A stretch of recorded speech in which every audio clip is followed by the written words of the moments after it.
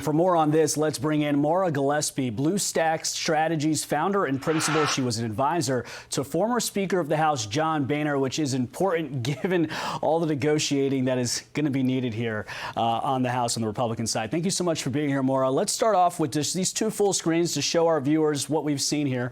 President Trump batting 100, perfect. He's pitching a perfect game, 16 for 16 here on confirmations. And now he's got Kash Patel coming up for confirmation, as our chat program said this week. It seems like Lori Chavez-DeRemer as his pick for labor secretary, who is pro-union, though, could be an issue for Republicans. What are your thoughts on the remaining confirmation battles ahead and the fact that the president has gone 16 for 16? Sure. Thanks for having me, Brian. So I think one thing is important is the behind-the-scenes conversations that are happening and the role that J.D. Vance and others in the Trump White House are playing in giving some of these senators the assurances. And so I think in the case of Tulsi Gabbard, a lot of senators were right to have concerns and probably still do, but they end up voting for her because they trust the Trump White House more than they trust her. So giving her their vote is really giving Trump their vote and saying, okay, we stand with you. We'll pass this one through. I think for the ones that are coming up, Kash Patel, there's been some concerns about whether he's already directing things that's going on at the FBI. So I think that some senators will certainly want to have more clarity there. So we'll see how that kind of plays out. But again, I do think a lot of the real work and conversations that are happening behind the scenes and trying to qualm some of those concerns that senators may have.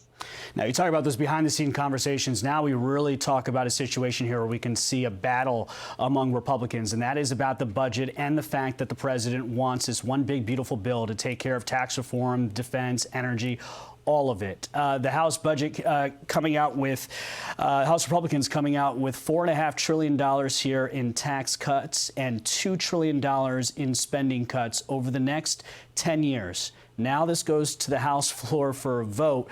The House Speaker, Mike Johnson, can only afford to lose one Republican to get the 218 votes he needs. What do you make of the likelihood that that can happen here by the end of the month? I do think it was impressive that they were able to get it out of budget. I think there were a lot of doubters that they would even be able to get to that point. But I do think, in the words of Ways and Means Chairman Jason Smith, it's a good starting point, but that there needs to be more to it because I don't think that what they currently put out is going to be able to cover all the president and the White House wants to accomplish. So there's still a lot more to be done. And I think that's where you'll have these amendment process and the Senate side kind of countering as well. But I do think that doing it in one bill is their best chance because the majority is so slim on both the House side and the Senate side. So it's really important that they corral all the members to support the ultimate bill and get it across the finish line. On the one hand, you have Republicans like Nicole Maliotakis saying, look, I don't think we're going to be able to pay for all the promises, the tax cuts on tax relief on tips and overtime and Social Security benefits with this type of budget. And you have another Republican that's saying, well, hold on, this is Rob Bressenhan of Pennsylvania. He's a moderate Republican saying we can't be cutting benefits like Medicaid and SNAP for my constituents. So what do you think is the biggest sticking point here when it comes to this negotiation? Is it the cutting of benefits for folks, the Medicaid, for instance? I think that is a concern, and it's a concern for President Trump as well when it comes to people who supported him. There are a lot of people in this country, Republicans, Democrats alike, who rely on that aid. And so, yes, is there a way to do things better and streamline the process for both Medicare and Medicaid? Absolutely. We can find those fraud, waste, and abuse and roll back some of those deficits we have because those programs, especially in Medicare, it's ballooning and those costs need to come down. But there, I think, is a way to do it. And by working together and finding common ground, when you have pragmatic heads prevail, that's how that will get done. But they need to be having conversations around how to improve the system, not necessarily just make giant cuts and hope for the best. Democrats have a calling card here. Government shutdown is looming on March 14th. They are going to want to say in this bill, this is their way of doing it, perhaps, with threatening this government shutdown. How do you see that playing out?